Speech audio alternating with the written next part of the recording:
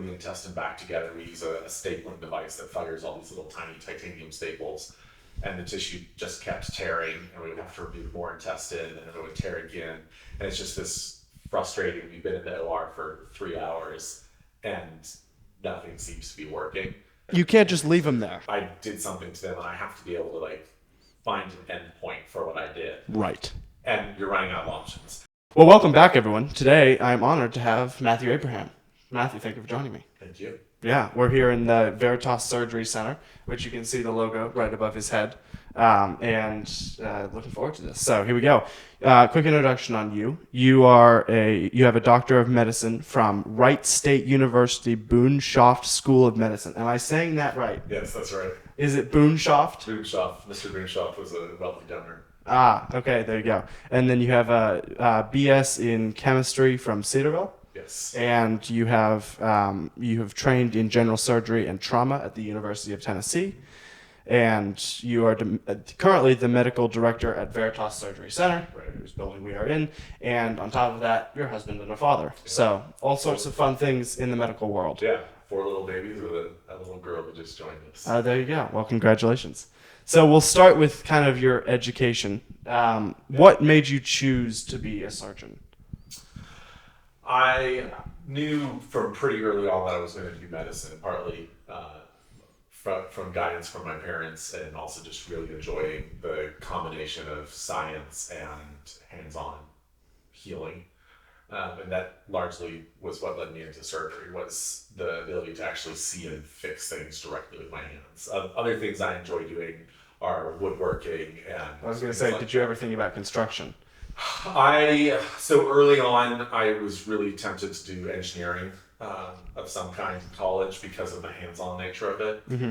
And then in medical school, I pretty much knew from day one that I was going to do some surgical specialty, and I thought about ophthalmology, which was too small and delicate, orthopedics because of the ability to play with the Rector sets, and gynecology. I eventually settled on general surgery. Yeah. But surgery offers the ability to see a problem and actually fix it, where other medical specialties, you're treating things like diabetes and high blood pressure, and it's this number that causes problems, but neither you nor the patient can actually see it. Yeah. And it's a lifelong problem, whereas with appendicitis, I take your appendix out and you're better. I take your gallbladder out and you feel better. Yeah. And that's the end of it. So what does a general surgeon deal with? Yeah, so general surgery, we're kind of the jack of all trades. So we do a little bit of everything. Primarily focused on abdominal surgeries, intestines, colon cancer, gallbladders, appendixes, hernias, things like that. I can also do skin procedures all over the body, lumps and bumps, things like that. The training involves basically everything except for bones, brains. Bones and brains are like the two big things that we don't do. So we do a little bit of heart surgery, a little bit of lung surgery, chest stuff. We touch just about everything in training, vascular surgery and so on. But my training was further specialized into trauma surgery. So that's any kind of injuries, specifically the workup and management with those patients. And then so if somebody has an internal injury like to the spleen or intestine, I would fix that. And then I would coordinate their care with orthopedic surgeons and neurosurgeons if they have specific brain and bone injuries. Trauma meaning like a blunt force. Any kind of injury, car accidents, shootings, stabbings, anything like that. Where somebody gets but it's not a slow deterioration. It's like a quick thing that happened. Correct. It's an acute injury that just happened. Yeah. Did you ever consider neurology? No. I loved neuroscience was one of my favorite classes in medical school because the brain is just incredibly complex. Obviously, it's by far the most complex organ in the body. Yeah. And it's just an amazing demonstration of God's design, but it also is light years beyond our ability to do anything with it right now. So we figured out a lot of the physiology and anatomy, so we can tell exactly what went wrong with the brain, but we can't do anything to fix it most of the time. You mostly provide supportive care and hope that the brain heals after illness or injury, but for the most part, we can't really do anything about all the different things that we diagnose. So it was simultaneously exciting to study and frustrating because there's not much we can do about about that stuff. So. Yes. Do you see, like, in the next 20, 30 years, us being able to do anything about that? I'm not familiar with it enough. I know there's a lot of interesting new drugs and stem cell type therapies coming out. There's treatments for Parkinson's with electrical stimulation and so on Yeah. that have gotten a lot better. I know we're making progress. I just don't know if there's a realistic chance of A timeline. major cures coming Yeah. out for things. Kind of an odd question. What's the hardest surgery you've ever had to do? There's two different kinds of hard surgery. There's technically difficult surgeries, which there's two major things that stick out in my memory for technically difficult surgeries. One was a colon resection for cancer in an older patient, and we were putting the intestine back together. We use a stapling device that fires all these little tiny titanium staples, and the tissue just kept tearing, and we would have to remove more intestine, and it would tear again.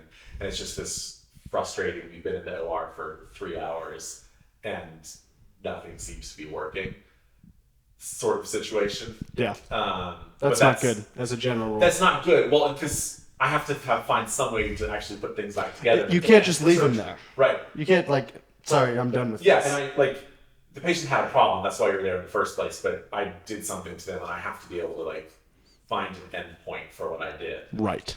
And you're running out of options. Yeah. On a similar note, there was a stab wound to the heart that I had in training, where it started as a small hole in the heart, and we were trying to sew it closed. And then the stitches started tearing through the muscle, and the hole keeps getting bigger and bigger, and there's more and more blood coming out of the heart. And again, it's this the patient's going to actively be dying in a couple of minutes if we don't fix this problem, and we're running out of time. So that's a technically difficult one, and that's more of a problem-solving issue. Yeah. There's emotionally challenging surgeries, which surgeons don't usually talk about, but things like injured children are probably the most difficult there. That makes sense. Especially once you have children of your own, it Yeah. it has a much bigger impact when you get a child that was injured in a car accident, or there's a kid who was killed in a drive-by shooting. And those are especially difficult because usually the thing with trauma is usually it's your own fault that you got injured. People were driving a motorcycle drunk, or riding without a helmet, or Playing with a gun. drug deal gone wrong, kind of stuff. Kids, it's almost never anything the kid was doing. It's usually somebody else was stupid and hurt the kid. Yeah. And so that just adds an extra emotional layer to taking care of them. But those are the most challenging. Where were you before you came to Moscow? So I did my training in Tennessee, the University of Tennessee in Knoxville, and then I worked in North Carolina for 4 years. Okay. Because I was going to say, we don't have a ton of shootings and stabbings in Moscow. No. Knoxville, Tennessee was actually a Crips and Blood city. While I was fantastic. there. I think the Crips were there originally, and then the Bloods moved in because it's at the intersection of two of the largest highways in the country. So all the drug trafficking was moving through there, and there's a lot of gang violence that we've done. Fantastic place to start practicing and studying. Excellent place to learn. Yeah. Not necessarily a great place to live. Yeah, or raise your children, but that's not fair to Knoxville. Knoxville's a great city. That was more on the fringes of it, but yeah. Knoxville's probably been our favorite place that we've lived, other than Moscow. Oh, really? There you go. Nice. And then we've seen, I've seen even me, and I'm not directly connected to the medical world, a bunch of innovations as far as remote surgery with the people and with doctors operating from a different side of the country. Yeah. And robots working on that. Right now, it's more of a gimmick than a realistic tool. It's still very much in the proof of concept. Yeah. I think the farthest one that I'm aware of was a gallbladder surgery that was done with the surgeon in New York and the patient in, I think, Paris. And they had a dedicated fiber optic cable reserved for the surgery, prohibitively expensive for any realistic implementation in the real world currently, which doesn't mean we couldn't get there, but I'm not sure I see the long-term value anyway, though, because you still, at least the way it works right now, you still have to have skilled people at the bedside to set things up. and connect the robot to the patient and get started. And then the part of the surgery is done remotely, and then somebody at the bedside finishes. So I guess it makes sense where you have a surgery with one very difficult, highly skilled technical component, and then the rest of it is more routine. So you can have a specialist who's not everywhere but can do that one piece of the surgery. I know with pediatric surgery, there's been a lot of interest in remote mentorship, where you can have a surgeon who's not present.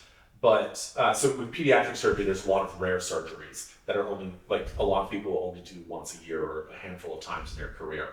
And so rather than everybody being really good at those surgeries, you can have somebody who is really good at operating on children, and then you can have a handful of experts who are available on call and can video conference into the operating room, basically. And it's as effective as being there and helping guide the less experienced surgeon through a rare surgery. I think that's where there's more value for remote technology in surgery. I just don't see the remote robotic surgery type thing where the surgeon is actually doing the surgery from a distance really having a lot of value in the real world. Yeah. Do you have any reservations about like having robots operating on people as far as things malfunctioning?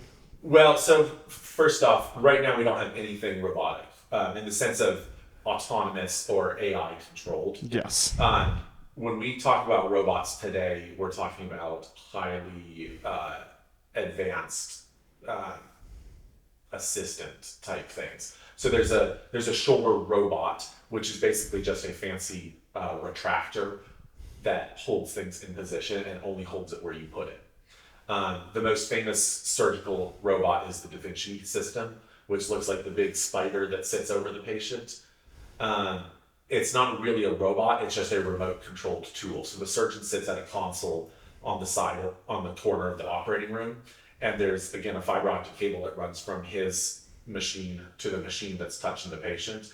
And basically the surgeon has these little pinchers, which you can control directly with your hands. And then that translates and scales down by several orders of magnitude to what happens inside the patient. So the computer is translating the surgeon's motions into what happens inside the patient, but the only thing that moves or happens is what the surgeon did. So the surgeon is 100% in control of every step of the process. We may eventually get to the point where there's more independent movement from machines or action, but as far as I'm aware, that's still very much on the remote frontiers of. Would you have reservations if it were just an AI robot or something of that nature doing an operation by itself? There's reservations about everything in medicine. Yeah, that's fair. There's risk with anything that we do, obviously. I mean, I sit down with every patient before surgery and tell them there's a risk something might go wrong. There's a risk that they may have complications after surgery. Every tool we have can malfunction. I had a patient last month where there was a really basic tool that we use, the stapling device that I described earlier, had a malfunction. The staples didn't form correctly. I mean, this is centuries old technology, but it just malfunctioned that time. So technology can malfunction, but you can have mistakes or malfunctions of the surgeon's skill even with no technology involved. So a well-tested, well-designed autonomous tool could certainly be trustworthy, but I would obviously want to see very rigorous development before we get to that point. I think the problem is that getting to that point seems prohibitively difficult at this point to me. There's so much variation in surgery from patient to patient. There's so much skill involved and human judgment on the surgeon's part about even just the technical component during surgery, that based on my understanding of AI and computer decision making, I have a hard time envisioning computers getting to the point of being able to imitate that level of decision making and skill on the surgeon's part. Yeah. And decision making and customization to each individual patient. Right. Yeah. As far as you were talking about the surgery that was going wrong, like how do you encode that into a robot? Okay, this is what you do. Yeah. So if it's a really routine, like remove this skin mole, I could see a robot doing that just fine because you cut around it, you take it out, and you close the cut that you made. Like that's Right. very basic. But once you start getting inside the patient, where you can't see what was there until you get there, and there's a lot of things that can go wrong. Too many That's- variables. There's too many variables. Yeah. Even with a fairly routine surgery for a computer to be able to be trained for all of that. Do you have any other medical innovations that you're excited for coming up that you know about? Nothing that I'm particularly aware of in surgery. Surgery goes in a cyclical manner. So there's a big push towards doing a lot more things non-operatively that we used to operate for, but that kind of goes in waves. So there is appendicitis is managed non-operatively more than it used to be. Certain types of trauma we're leaning more towards not doing surgery, but at the same time, there's some things that we tried to treat without surgery. We're realizing we probably need to do more of that. So that's more changes in management and research in that, and not specifically technology. My mother, when she got her spleen out when she was a teenager, they removed the spleen and the gallbladder and like cut her open and everything. And when I had it, they were like, all right, we're gonna maybe remove 80% of your spleen. We're gonna try and do as little as possible. And it's just interesting. My mom was like, they just like took it out for me, and for you they were very like reserved and Right. hold up, we gotta slow this down. Yeah, and there's a big push towards evidence-based medicine. Which is probably a good thing. It is. It's been going on for years, and it's constantly fluctuating. And that's the frustrating thing is we're chasing this ideal of if we can just do enough research studies and get enough evidence, we'll be able to put together these treatment algorithms that will tell us the best decision for every patient in every situation, or fairly accurately. But the problem is that the research studies are constantly changing, and you'll do one study in one population and it makes sense, but then 10 years later we try and repeat the same study and we get a different result. Right. So there's enough constant shift in what the research is saying that those algorithms are going to be constantly evolving. I don't think we're ever going to get to a point where we've figured it out. And this is the ideal way to manage any particular situation. Yeah. There was a significant bump in distrust during 2020 and beyond as far as the medical industry is concerned. And people were kind of more concerned with and paying attention to, okay, what are we putting in our kids' bodies? Where's the science behind this? Where are the studies? And so forth. Is that grounded? Is that distrust grounded in reality, or do you think that for the most part people should trust your doctor a little more? I don't see this shift with the last 4 years, especially around COVID, being a total change of direction. I think it exacerbated and brought more to the fore a lot that was already happening. You know, one of the biggest issues that people encountered with promoting vaccination was that African Americans didn't want the vaccine. That was one of the hardest groups to get interest in vaccination for COVID. But that was a population that already had a lot of distrust of the medical system and low utilization of medical resources too. So that episode of the response to vaccination efforts in the African American population wasn't a change in how they interacted with medicine, it just exacerbated it. And similarly with other people's concerns about vaccination, a lot of people already had some distrust, and the politics and policies around vaccination or around COVID heightened the awareness of that and brought it into sharp relief. Similar to how a lot of politics seems to be going, there were growing divides between the left and right in the United States, and the last 4 years have exacerbated that and heightened the tensions between people. But it's not like people didn't disagree over those issues already, or there wasn't already a divide growing. It just accelerated that in many ways. Yeah. So I don't see the response to COVID as a new shift. I think if anything, the biggest change was that the pandemic and the policies emphasized the shift towards hospital employment of doctors, and the fact that the hospitals that employ those doctors and the insurance companies that control those hospitals and doctors were in charge of medical decisions,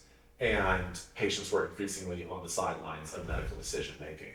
And that's, like I said, that's a shift that's been happening slowly over the last 20 years.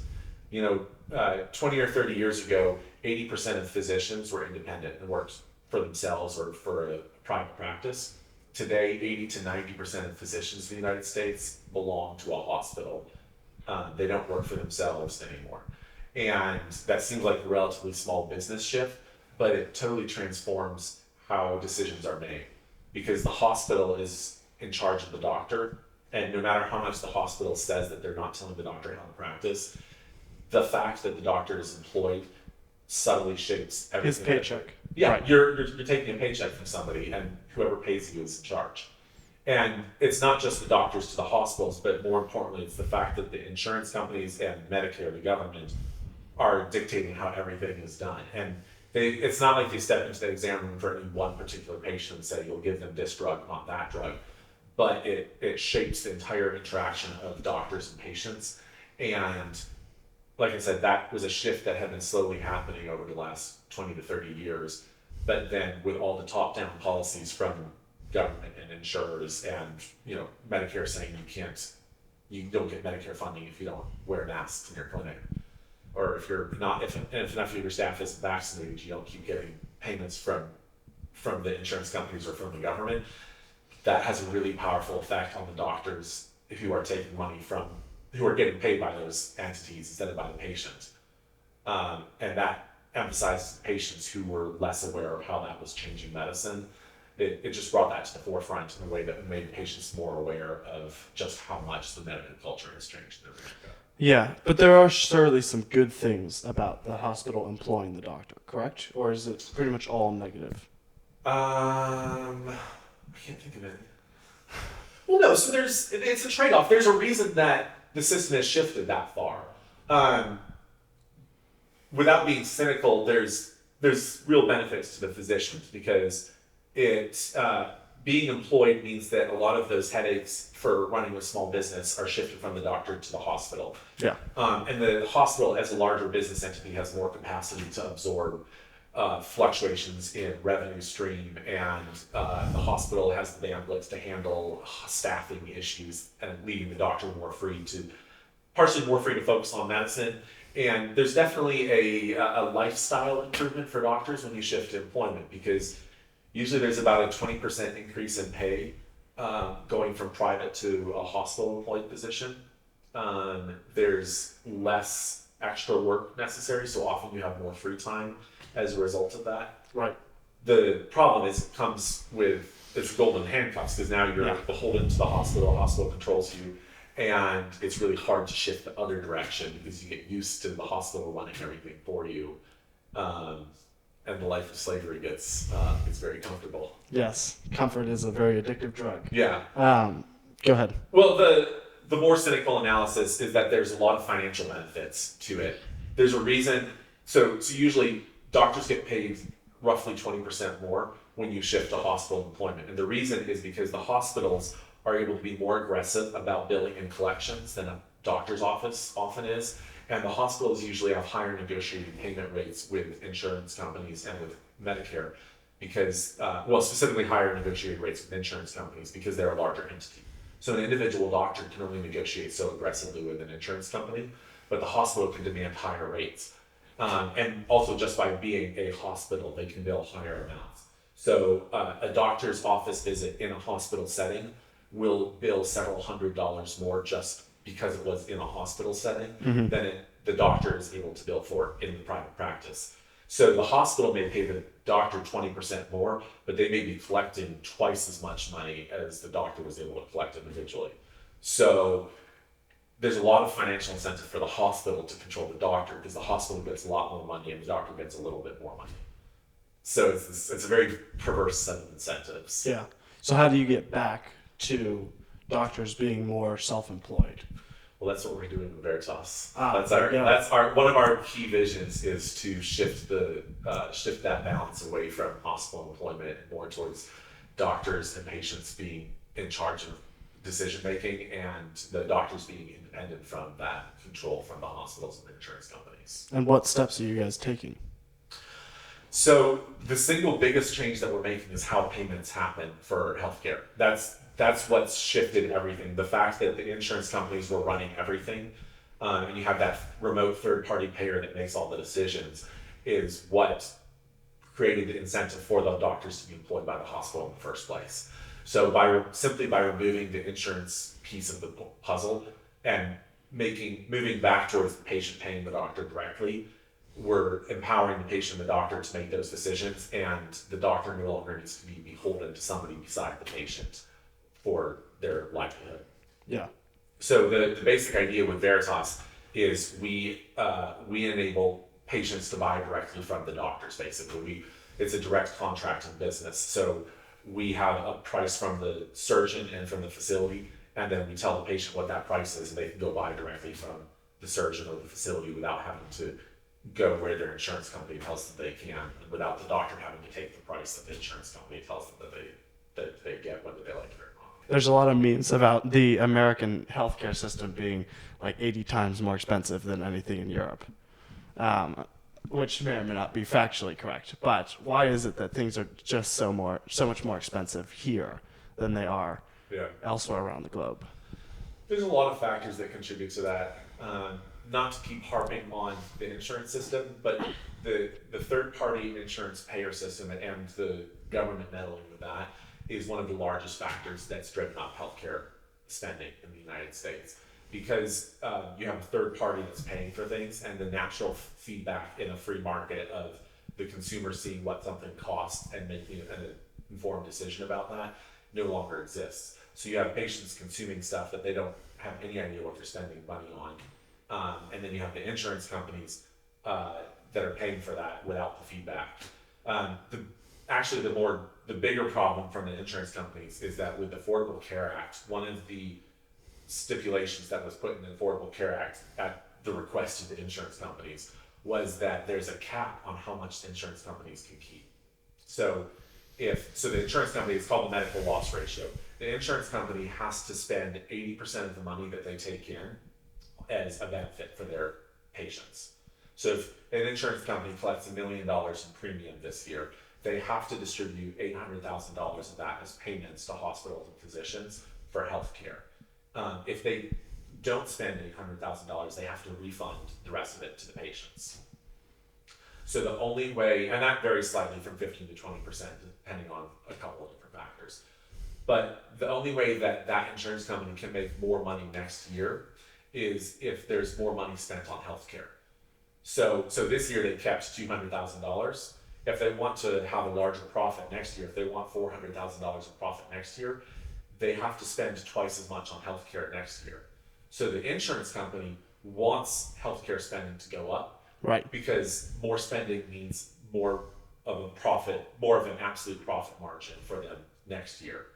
And it doesn't matter to the insurance company how much money is spent on healthcare, because they'll just keep charging more in premiums. The insurance company will always win. It's like the house in Las Vegas. The house will keep changing the rules until it wins. Until they win. The insurance company will keep raising the premiums until they make a profit. So there's no incentive for the insurance company, who's the person buying the healthcare, to stop spending money. They'll just keep getting money from somebody else and spending it on more healthcare.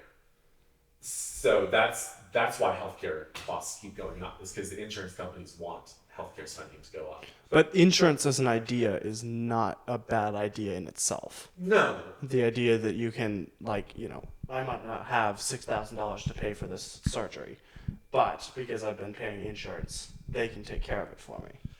Right. No, insurance is a wonderful tool, and there's a lot of value for that. I think the way that system works needs to be completely changed, and one of the key ways to change that is to have patients back in the driver's seat of their healthcare, and knowing what they're spending and how they're spending it is essential for the patient to be an informed consumer like that. Right. That's a second aspect of American healthcare culture that is driving high spending, is that patients have no idea what anything costs, and Americans see treatments, medication, and surgery as a quick fix for things.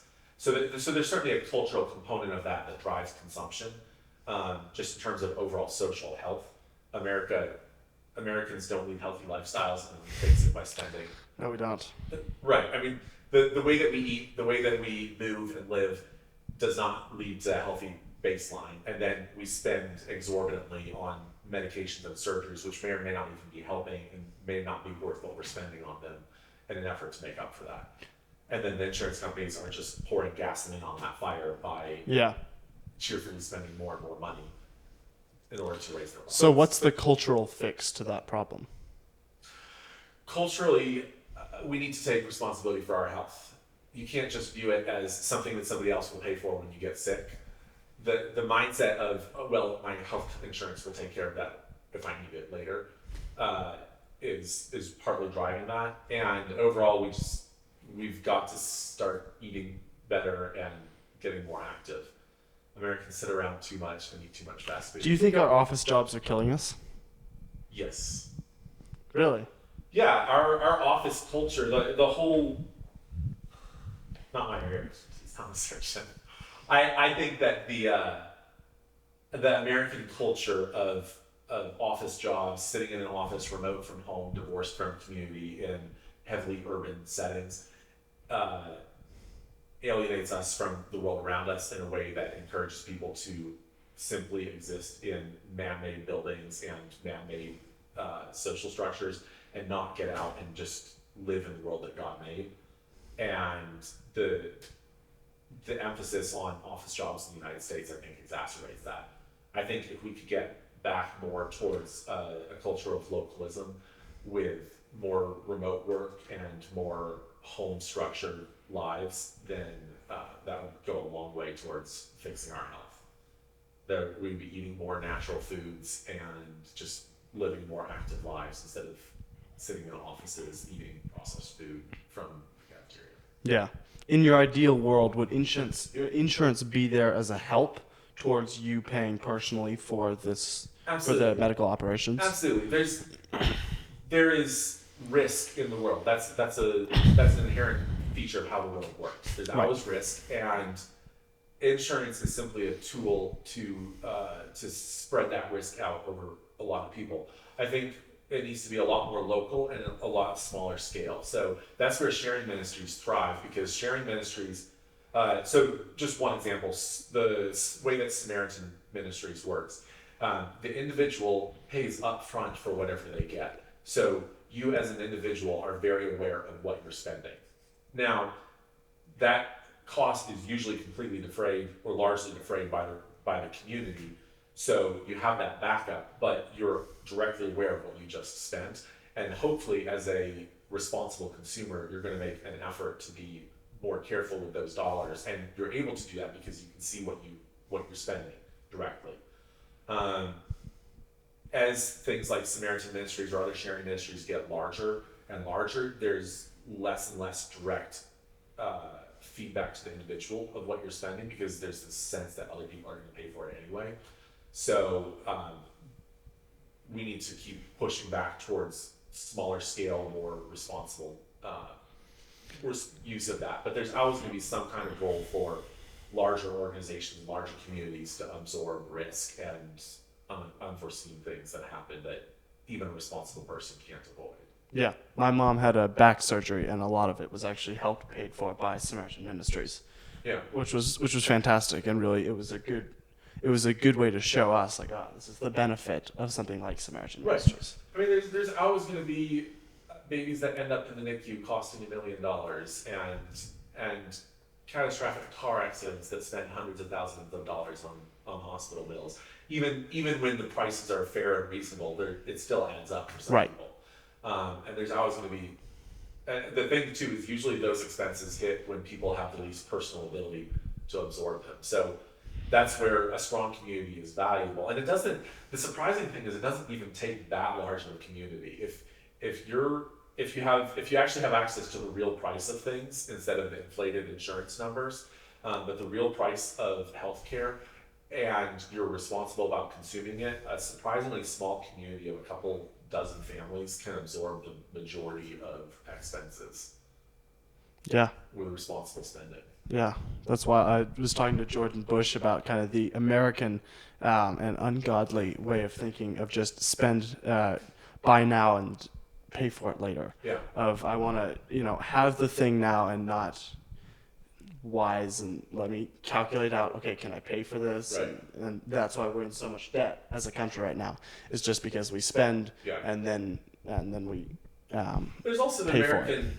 I think it's one of our American ideals that bigger is better. So the more you can get of anything, the more healthcare you can get, the bigger your bill, the larger the item, the better it is. And there's this really perverse mindset for American patients that the more expensive healthcare is, the better quality it must be, and that's just not. That's just not To an true. extent, though, like in England, they have universal health care, and it's really not great. And same thing with Italy and many other European countries. And so Americans paying for it, it costs more, but it is a better service.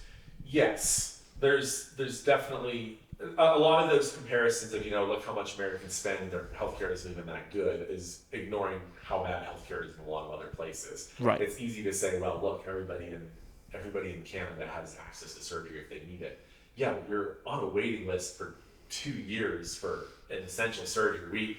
We have And it's friends- Canada. It's yes.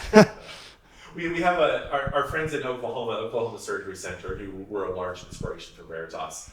When they first started, one of their first patients was a woman from Canada who was getting bi-weekly blood transfusions because she needed a hysterectomy, and the Canadian medical system's plan was blood transfusions every other week for 2 to 5 years until her surgery could be scheduled. And she hopped on a plane and flew to Oklahoma and had her surgery for $8,000 something, and went home and was done.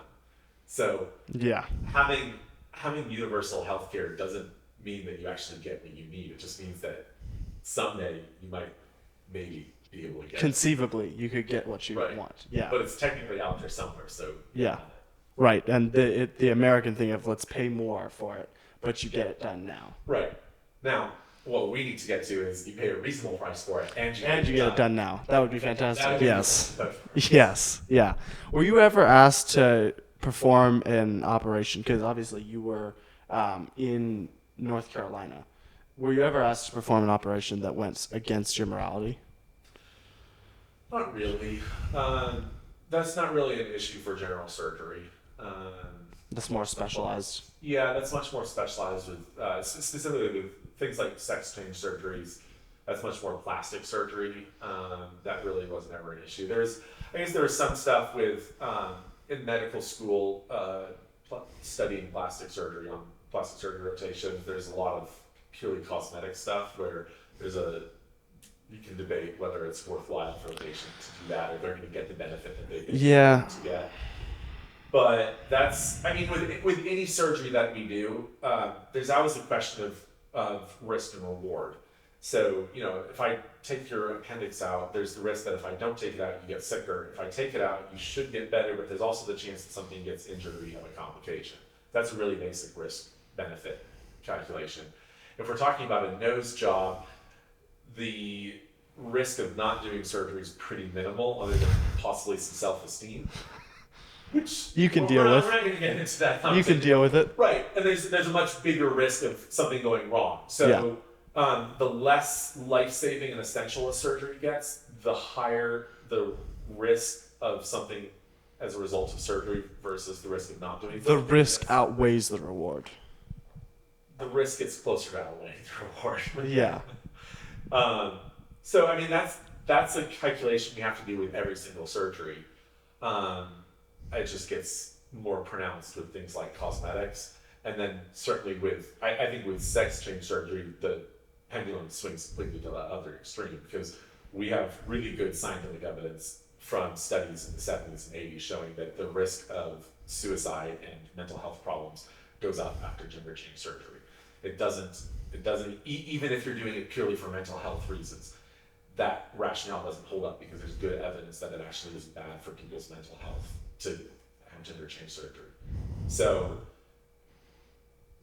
I've never been faced with that extreme of a situation, but that's the sort of calculation that I do with every surgery. Right. Usually it's just very clear that if I don't save your life by removing this infection or fixing this problem, Then then you might die. then you might die. Right. Yeah. Is all plastic surgery bad? Like, are there good plastic No, there's surgeries? a lot of very valuable plastic surgery. There's plastic surgery exists on a continuum from purely cosmetic vanity work to purely reconstructive for damage. Okay. Okay. Plastic surgery started after World War One. There were all these veterans that were horribly disfigured from shell injuries, like missing half of their face disfigured. Right. So plastic surgery began really after World War One as a way to give those soldiers a functioning life again, because there was functional restoration, like the ability to actually swallow and eat by repairing major injuries to the mouth or something. And then there were also more cosmetic repairs, but like, somebody who's missing half of their face literally can't go out in public because they're ridiculed or just the subject of so much uncomfortable attention. Yeah. Restoring that and giving that person the ability to get back to a normal life is transformative. Restorative surgery after breast cancer or after other surgeries like that, or after major trauma and injury is really beneficial to individuals. But like I said, that's a sliding scale from all the way from that to nose jobs and everything else. I want to look better. Right. Yeah. Yeah. There's a saying, and you did some notes on this, and we can cut this out if you want me to. But in medical school, the first rule is a patient cured is a patient lost. So I've never heard that personally. Really? Yeah. In surgery, the mantra is that the problem with being on call every other day is that you miss half of the patients. Medicine, especially medical school, is more about seeing and learning from treating as many people as possible, with the goal being very much to heal the patient, if at all possible, to cure the patient of what was wrong. But if not that, to at least heal and mitigate the effects of the illness. But there's a very strong drive. Everybody who goes into medicine is highly motivated to help people, to cure people. Yeah. To remove the effects of illness, or as a Christian, to remove the effects of sin and the curse. Right. The going back to the question of employment insurance, that certainly starts to skew people because For insurance, a patient cured is a patient lost. Yeah. Because that's they're not lost as revenue. concerned. I mean, very cynically, yes. Like, if a patient's better, they're not coming back to you and bringing money into the clinic anymore. Right. Also, there's less interest in actually fixing a person completely and more interest in churning them through the office. Yeah. You don't get paid much, and you need to see as many patients as possible and get as much done as possible. Right. Very few physicians would ever actually think of it that way or articulate it that way. But that's what's so perverse about business structure, is that it does shape how you interact with patients and how you do business, whether you realize it or not, whether you articulate it that way or not. But Yeah, and that's the where vast majority of physicians would far rather see their patients cured and better. And never, the goal is to get them out. Yeah. And not coming back. Like, Well, that's like I said, that's part of what attracted me to surgery. Is when you have appendicitis, I take your appendix out and you're better. And you may come back to me when you have a hernia later, or when your gallbladder's when hurting. you need your gallbladder out. Right. But Your appendix is fixed. your appendix is I did fixed. that. That problem is gone. I want to see you after that surgery one time to make sure that you're better, and I don't want to see you again. Yeah. Yeah. Like marriage counseling, the goal is to get them out. Yes. Yes. Get out of my office. Yes. Yeah. When COVID happened, what changes did you see in the medical world from the inside? From the physicians and staff, again, like I said, the COVID exacerbated a lot of stuff that was already happening. Physicians, I saw a lot of fear and reliant and shift towards institutions and trusting policies, and less individual critical thinking from a lot of medical staff specifically. And I think that was a shift that's already happening, because as you get more and more employed by a large entity or paid by an insurance company, a lot more of that thinking is done by the entity, or even by the physicians at a group level. And you start trusting more and more in the group to make the right decisions and set the right treatment algorithms. And the fear of the unknown, or I mean, early on with COVID, we legitimately thought the statistics were 2 to 8% mortality. Yeah. And it may have been that bad in like some of the really bad towns in Italy where all the elderly patients were dying. So Right. so there was legitimate fear of the unknown and possibly of a really severe pandemic. It rapidly turned out that was overblown, Not true. or it wasn't going to be that bad worldwide.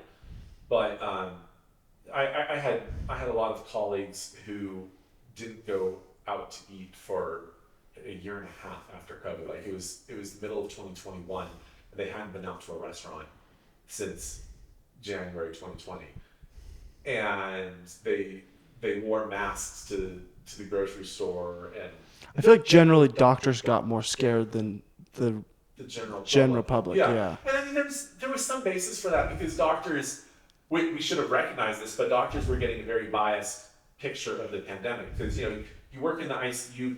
You only 24/7, see sick you only people. see the worst of it. Right. And you start thinking maybe that's what everything is, and if I get sick, I'm going to end up here like one of these patients, and I've got to do everything I can, even if there's no evidence for it, and I know that there's no evidence for it. I'm still going to do all the things. I'm going to wear 2 masks. I'm going to walk backwards in my dorm, exhale, and like we definitely did a lot of stuff just in case it might work, and some people were more aware that they were doing that than others, and some people genuinely thought everything we were doing would work.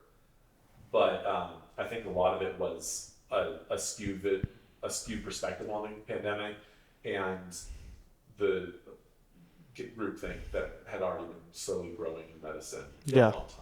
And that's why doctors were kind of advertising, hey, get your vaccine, put your masks on, put on the face shields, all of that, just because that was the echo chamber they were in. I think so. Yeah, I think the echo chamber effect, and there's also the political and social pressure too. Like aside from the groupthink effect of being part of an institution, there's also the social pressure to conform, and also just the fear of losing your job. Going back to Medicare payments, if you didn't mask the way that Medicare wanted, or if you didn't push vaccines the way that Medicare wanted, you could potentially lose. I mean, Medicare is 30 to 50% of a lot of people's practice. So if you lose that, or if you potentially, I don't know if this actually happened to anybody, but if you refuse, even as a physician, if you refuse to get the vaccine and the hospital fires you, and all you've ever known is an employed position, it's going to be, there's a lot of psychological pressure to not jeopardize that job. And that's I want to feed my family. Right, you want to feed your family. It's the golden handcuffs. It's the perverse effect of being employed. You belong to somebody else and you're not your own master anymore. And I think that had a lot of at least subconscious effect on a lot of physicians. Yeah. Do you think it's a good thing that pharmaceutical companies are allowed to advertise on TV? I don't care what they do on TV. I think that's largely beside the point. Patients and the American society's relationship to prescription drugs is fueled by advertisements on TV. Mm-hmm. But I think that grows a lot more out of our reliance, like I was describing, on drugs and surgeries as a fix for unhealthy lifestyles. And we didn't choose those unhealthy lifestyles because of the advertisements on TV. It just fuels that. They're comfortable. Yeah, they're but I mean, fun to an extent. I'm a huge proponent of free market. Let them put whatever they want on TV, and patients. By the time the patient is going to be influenced by the TV ad, they've already made so many other unhealthy decisions. We need to train free and independent thinkers that take responsibility for their health long before they even see the TV ad, such that the TV ad is no longer worth the pharmaceutical company's time and money. They're doing that because it's worthwhile, because there's already a culture that wants that. Yeah. And so we have to go back and fix that culture at the So how do people start to take more care of their health? But not having off office jobs. Well, we need to. But office jobs are necessary. Yeah.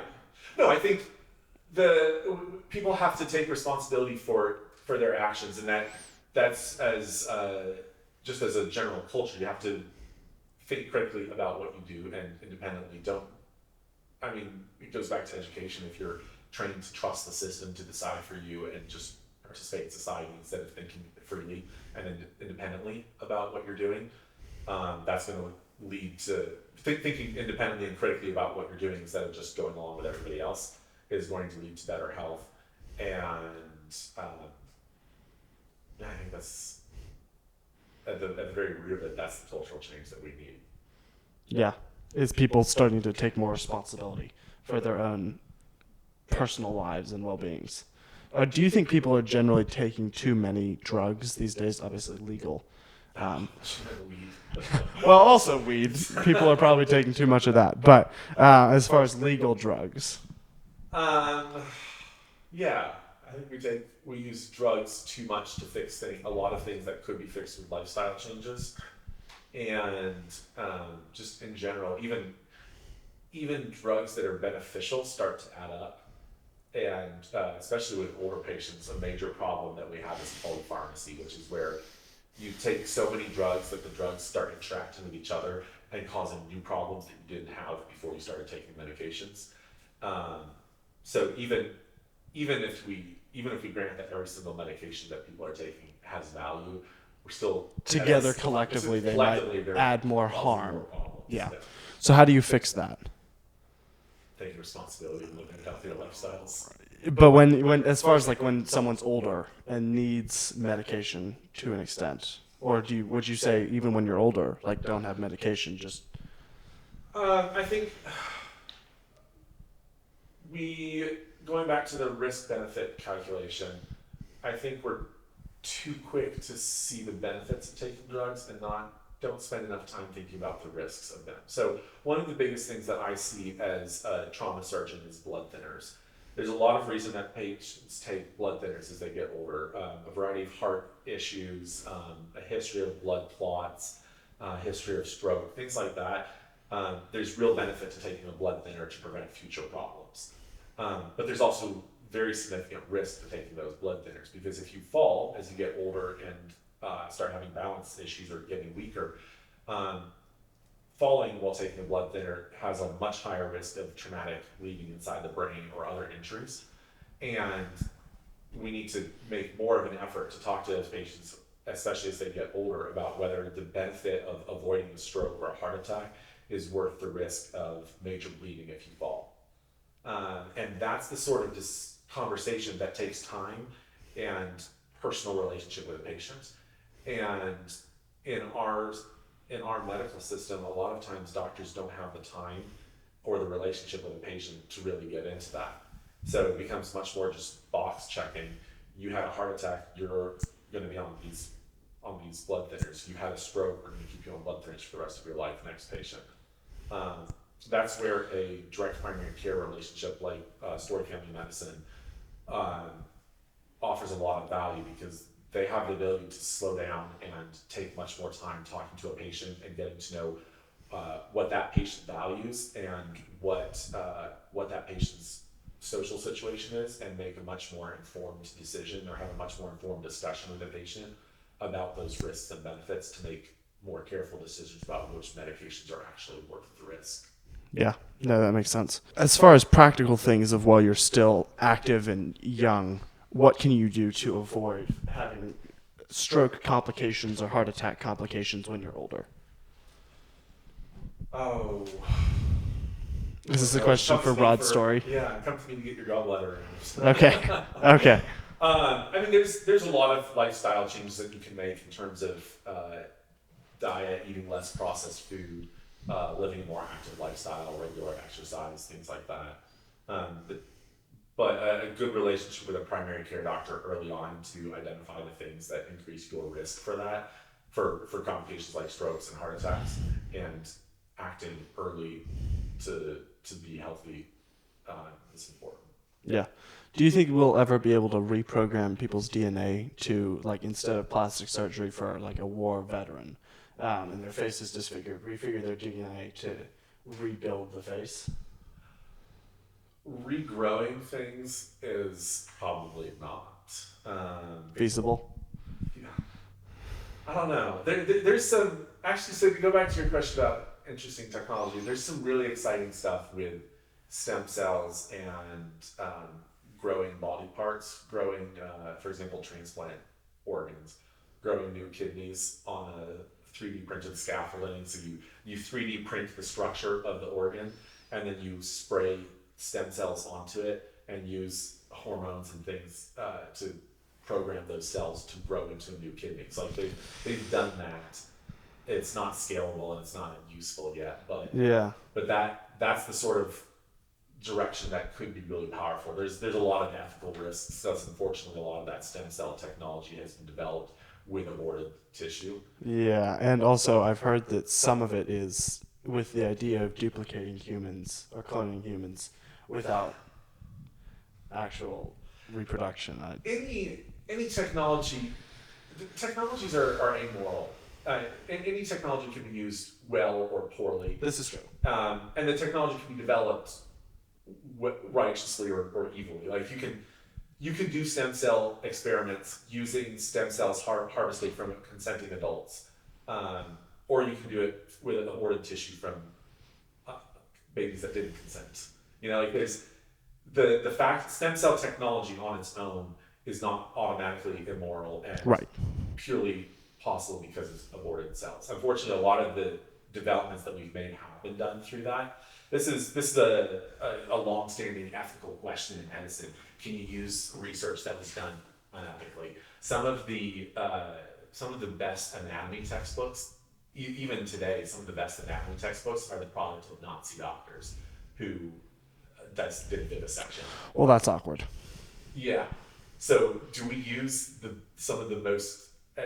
It's not as relevant now, but for the last 50 years, to use the most advanced anatomy information out there that was obtained by dissecting live prisoners, or do we start from scratch and rebuild that knowledge another way? And that's an extreme example. Yeah. But it's a real example. It's a real example, and I think with stuff like stem cells, with a lot of things, we need to start doing the right thing now, and we can debate what went before, but there's a lot of ways to use that technology and continue to develop it that can be done ethically and wisely. Yeah. But I don't know if I'll ever regrow faces. Yeah, I saw something that in China, some guy, his nose was broken or got cut off. Yeah. And they like grew a nose on his arm or something and then chopped it off and put it back on his face. Yeah. Which is pretty wild. And also just a tough situation to explain to friends, like, why do you have a nose on your arm? Oh, you see, I'm regrowing it. So it's actually a very well-established plastic surgery technique for kids with ear deformities or who are born without an ear, the outer ear portion. You take rib cartilage and shave it into the shape of an ear, and then stick it under the skin on your arm to grow skin on the cartilage, and then transplant that to the head. Like this is a well-established technique. That's wild. Yeah, it's literally it's art. I mean, you're sculpting human living tissue into something that looks like the way It looks like an ear. Yeah. Yeah, that's So, I mean, nuts. That's so like as far as that goes, that's something that we've been doing for a long time. There's ways that technology can enhance that, and I think there's a tendency to view technology as this wonder drug that will just fix it and be perfect. But you know, like going back to growing kidneys, we think, oh, if we could just grow kidneys, then we can put them in. But then there's all kinds of other complications that are unique to that we didn't have when we were transplanting human kidneys. And we fixed some of the problems we had there, but we've created new problems. So it's not like we're not going to ever find this miracle technology that will just work perfectly and have no risks and no complications. Yep. And I think going back to American cultural problems, I think we keep chasing this unicorn technology that will just be perfect, and someday we'll have technology that has no risks and no ethical problems with it. Yeah. It's like that doesn't happen. Like We live in a fallen world. right. We live in a fallen world, and we're sinful humans, and we're going to have that effect on any tool that we use, and we can use those tools wisely. Like the CRISPR Yeah. the gene Gene mutation. editing. Yeah, gene editing. Yeah. Right. You can use that for powerful good, or you could really abuse it and cause a lot of problems. And it's not that the technology itself is evil. It's what we do with it. It's how you act. Yeah. How do you collect stem cells? From adult stem cells. Yeah. There's a couple different places you can get it depending on how specific you want them. Bone marrow is a great source, and any active dividing tissue starts with less specific cells that grow into something more specific. That's all stem cell is. It's a cell that has the ability to grow into multiple different types of cells. Okay. So there's a couple different places in the body that you can get it depending on what you want it to grow into eventually. And you just like scrape it out and. Yeah. It's basically like doing a biopsy. You can use a needle to remove it. You can do surgery. And then how do you take that and make it into a kidney?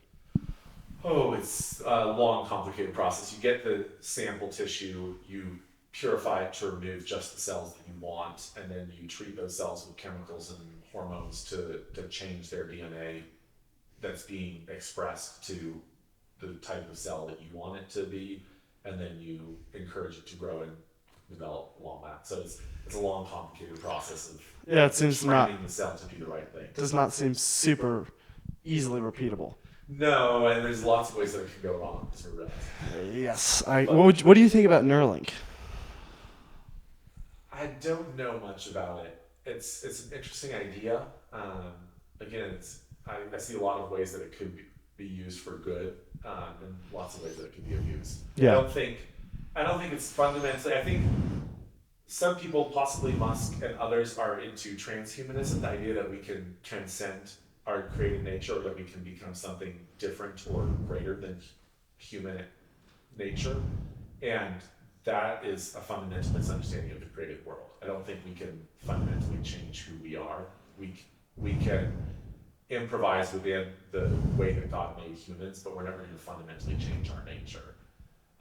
And so technology, no amount of brain implants is going to make you immortal or invincible or omniscient or something that humans never were. It's just going to make you more human. Yeah. You're still gonna be A more able human. A more able human, but you're still human. You're still subject to all of the limitations. And now your brain can be hacked, which is just a bummer. Right. Like, Did you actually want that? Yeah. Read science fiction, people. Yeah. We need to study more science fiction and read about more evil geniuses and galactic empires gone. Got horribly wrong. It started with hacking people's brains. Yeah. Yeah. How have we? Is it that search for the quick fix that has gotten us into a situation as a civilization where we have, like in Sweden, people are advertising for and pushing for euthanasia or like assisted suicide? I think there's a little bit of the quick fix mentality, and you just leave and not have to deal with this anymore. I think it's more the radical individualism that's grown out of the Enlightenment and modernity and postmodernity. Medicine, going all the way back to ancient Greece, medicine started with much more of an emphasis on the individual as part of a society, right? Aristotle's city, that individuals were functioning members of the city, and medicine was a tool to help you be the best possible member of society, to realize that potential fully. And for a long time, medicine leaned paternalistic, which is a bad word today, but medicine leaned toward paternalism because the idea was that the doctor was a better judge of what you needed as a patient to be a healthy individual in society. We've shifted to the point where that's considered unethical to decide for the patient what they need. It's entirely up to the patient. Patient autonomy is the idol of medicine today. The patient is all-knowing about what's good for them and what they should want, and the risk-benefit calculation comes down solely to what the individual perceives as good for themselves, not what's good for anybody else. Except for maybe like a vaccine and, you know. Well, yes, except for the vaccine, which you should take for the good of everybody else. Yes. Yeah, that's funny. But I think that's, the pendulum has swung way too far towards individual autonomy. Like, I pay my doctor to know more than I do Right. and to make more informed decisions than I can. Yes, and Because I don't have time to go research everything. we certainly we've gone to both extremes. Like there was an extreme where, I mean, in the 1950s we were forcibly sterilizing people because they were considered unfit to reproduce. Like mentally handicapped Where abortion came from. Right. Hey, people with we were sterilizing people with Down syndrome because we decided that we didn't want that reproduced in society. Never mind that we didn't understand how that actually works. Like that's not how that works. But we were sterilizing, and there's all kinds of horribly unethical things that were done in the name of the good of society. That's what the Holocaust was. The Nazi doctors genuinely thought that they were practicing cutting edge medical science to create the perfect healthy German society. So we've certainly swung too far towards social good as the highest good in medicine and doctors making all the decisions for patients. But now we've swung to the opposite extreme where the doctor is simply providing information to the patient and the patient makes whatever decision they want based on their own personal interests and emotional happiness. Yeah. Would it ever be right to end someone's life because of the amount of pain or suffering that they're in? Like, if you have someone they've been in a horrific car accident and just completely disfigured and everything, is it right as a doctor to, okay, we're not going to operate, we're just going to let this person die? Oh, that's a complicated way to word the question. It is never right to take action to end someone's life as a physician or as a society. Without getting into capital punishment and death sentence. But medically speaking, it's never right to take positive action to intentionally end somebody's life. That doesn't mean that we can't do treatments that we know will hasten someone's death, or that we can't choose not to treat somebody. So if somebody comes in with horrible cancer, I could offer them chemotherapy and surgery and extend their life for 3 months with extreme suffering, or we can simply say we're just going to treat you with pain medicine and allow the cancer, which was already killing you, to progress and lead to your death. So we're choosing not to take action that would extend their life. Same thing for a trauma patient. If somebody comes in with a horrible trauma injury, we can say, or a bad burn. This has come up several times in my practice, where somebody comes in with very severe burns, and we could treat them and put them through a lot of very miserable treatment with a small chance of recovery, or we can simply stop and they'll die of their injuries pretty quickly. And we can focus on keeping them comfortable. So that is perfectly acceptable to not intervene when you could. There's the question of taking an intervention that could hasten death. There's a well-established natural law ethical principle of the principle of double effect. So if you take an action that has two outcomes and you are intending the good outcome but aware of the evil outcome, that's acceptable. So if I give a patient who's suffering from cancer pain medicine and I know that the pain medicine will hasten their death because will not fix them. Well, no, not just not fix them, but may actually hasten their death because they're breathing less because the pain medicine is sedating them, but I'm only giving them enough pain medicine to treat the pain, then I'm not responsible for actively ending their life, even though my treatment may have indirectly hastened their death. How do you make that decision? Which decision? Whether to do that? To okay, we're gonna give you pain meds and just make you comfortable. The decision not to treat is something you have to talk about with the patient and honestly assess the risks and benefits of treating. Is it really worth going through this? What are your realistic chances of benefiting from it or prolonging life versus what you're going to have to go through? That's often actually a fairly clear-cut decision. Really? Yeah, it's usually fairly obvious to the patient whether it's something that they want to do or not, whether they want to go through that. Do you ask their families as well? Yes. Yeah.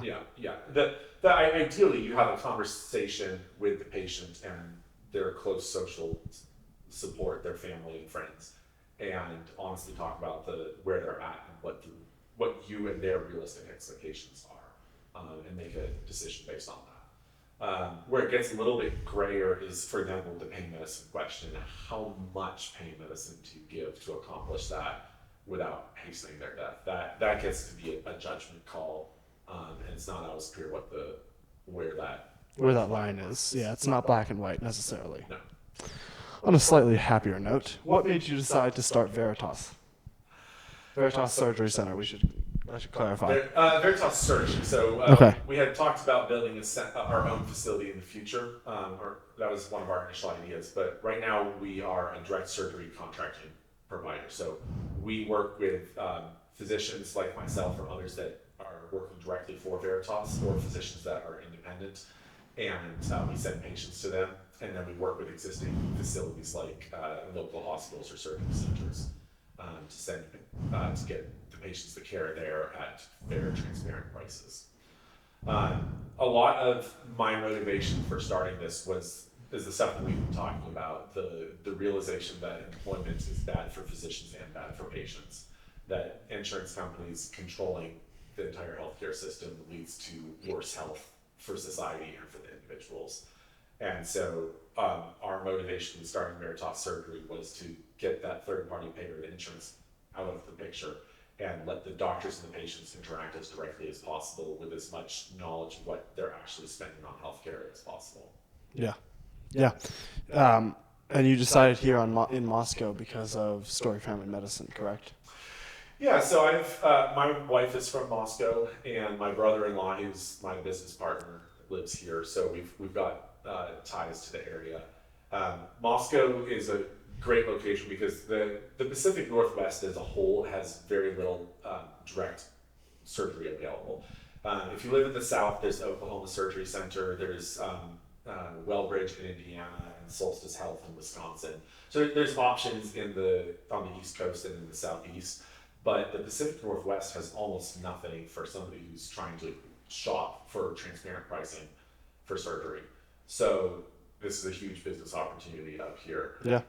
And then Moscow makes a lot of sense because it's very accessible. There's you can take a 1-hour flight from Moscow or from Lewiston and get to Denver, Salt Lake City, Seattle, Portland, Boise, Montana. Like most of the Northwest can get to Moscow in an easy day's travel or a short drive.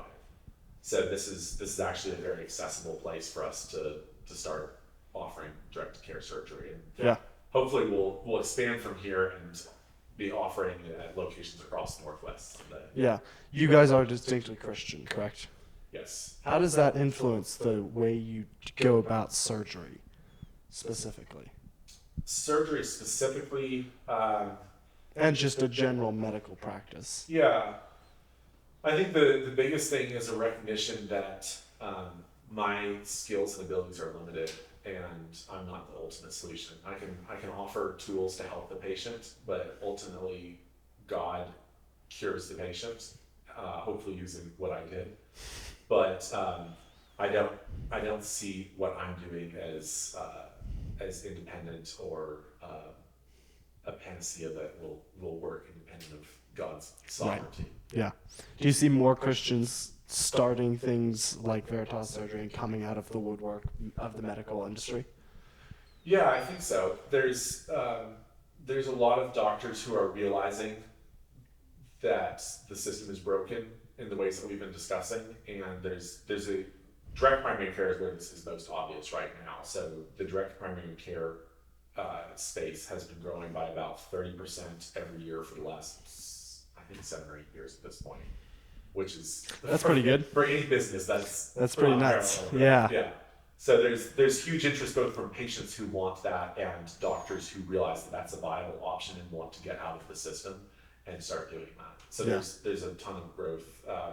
A lot of those, not all of those are distinctly Christians doing that. A lot of it's just individuals who don't want to be in a broken system. Hey, I don't want to pay extraordinary amounts of money for something Yeah. that does not cost that much. Right.